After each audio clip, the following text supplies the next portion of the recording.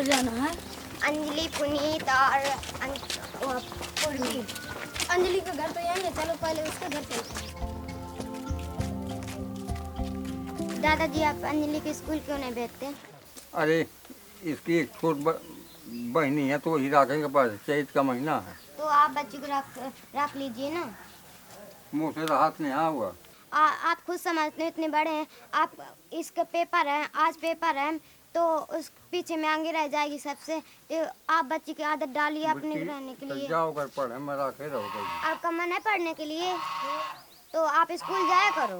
दादा उनको समझाया करो कि दादा हमें स्कूल जाना नहीं, बेटे को नहीं खिलाना है। जाओगे स्कूल?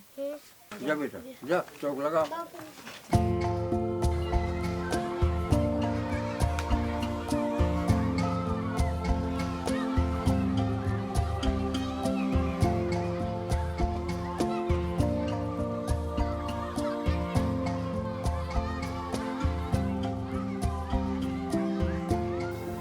बिना बुलाए भी बच्चे आने लगे हैं।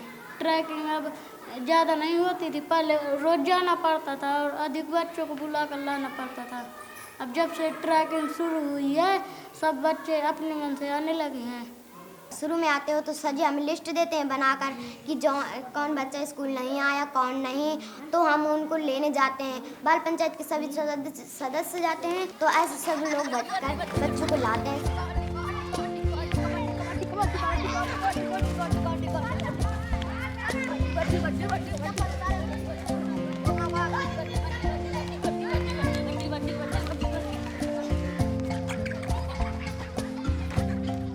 किसी भी चीज़ का फॉलोअप नहीं होगा तो मैं नहीं समझता वो सही हो सकता है।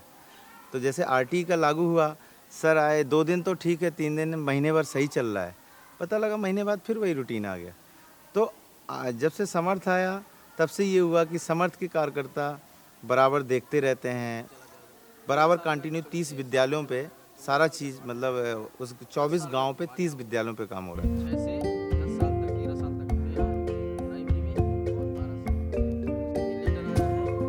राज्य परियोजना निदेशक कलेक्टर है, उपयुक्त बेशक मुख्य सचिव उत्तर प्रदेश शासन के पत्रांक स्कूल चलो अभियान। तो हम लोगों को ये करना है कि 6 से 14 वर्ष तक के बच्चों को स्कूल में नामांकित कराना है। इसमें रैलियां भी निकालनी है। 11 मार्च से लेके 20 मार्च तक का रैलियों का समय है। अत्याचार करना शुरू कर दिया। क्या करना शुरू कर दिया? अत्याचार मीन्स ज्यादती करना। जो जायज है, कानूनी है, उसको तो छोड़िए, उससे हट करके।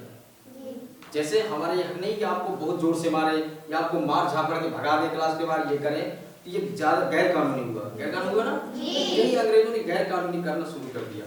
यदि हमारे अब यहाँ पे आरटी जब से लागू हुआ, मारना पीटना बंद ही हो गया। टीचर का कोई प्रेशर नहीं है। सभी लोग एकत्रित होकर अंग्रेजों से लड़ते तो क्या अंग्रेज जीत सकते थे? बिल्कुल नहीं जीत सकते।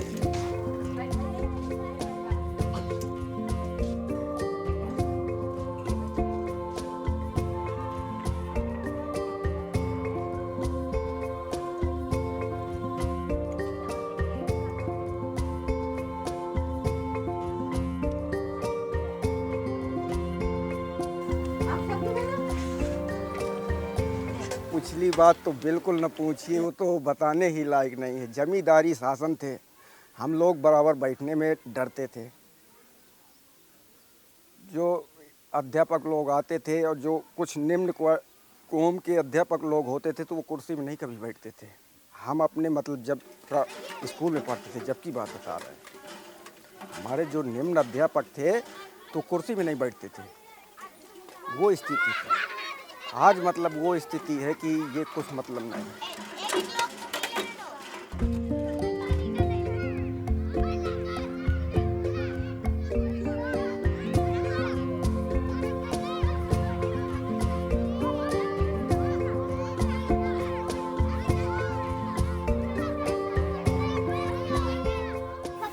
खिड़की लगवाना है और इसलिए इस बाल पंचायत की मैं कह रही हूँ कि खिड़की लगवाइए और पंखे भी लगवाइए, क्योंकि लू चलने लगती है गरम गरम तो उस खिड़की से बाहर आती है, इसीलिए खिड़की बंद करके बैठे। और ये जो चारा आ रहा है इस तरफ साफ सफाई कराएं सर जी। और वो नल की अभी जौन सर्जन ने बात की थी तो वो भी कृपा लाइन लगा कर ही वो करें। नल हमारा बिगड़ गया था तो पानी जैसे बोर इधर बोर हैं कुछ 2-3 तो अभी चालू हैं तो वो पानी सारा खींच लेते थे तो कभी आता था कभी नहीं। फिर हमने एप्लीकेशन दिया प्रधान जी को तो उन्होंने नल की व्यवस्था की और सुधरा दिया। और बनना क्या है बड़े होकर? हम फौजी बनेंगे। हम फौजी बने, हम डॉक्टर बने थे। मैडम जी हम अध्यापक।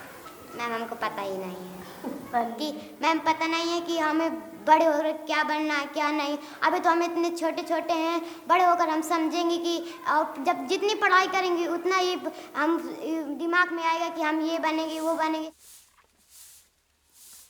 हम पढ़ाई की तो हम कुछ अपना धंधा वो किया, मेहनत की तो हमारे बच्चे पढ़ रहे हैं।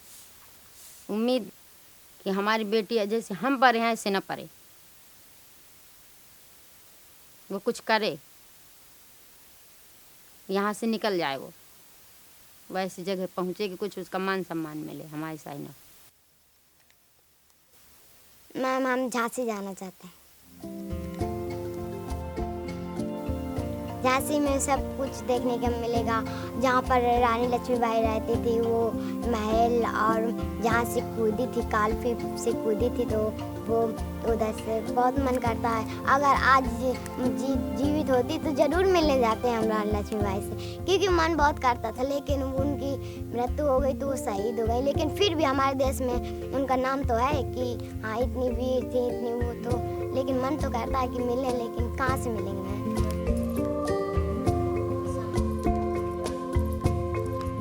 हमारे क्या क्या अधिकार हैं? जीवन जीने का अधिकार, सुरक्षा का अधिकार, विकास का अधिकार, सहभागिता का अधिकार।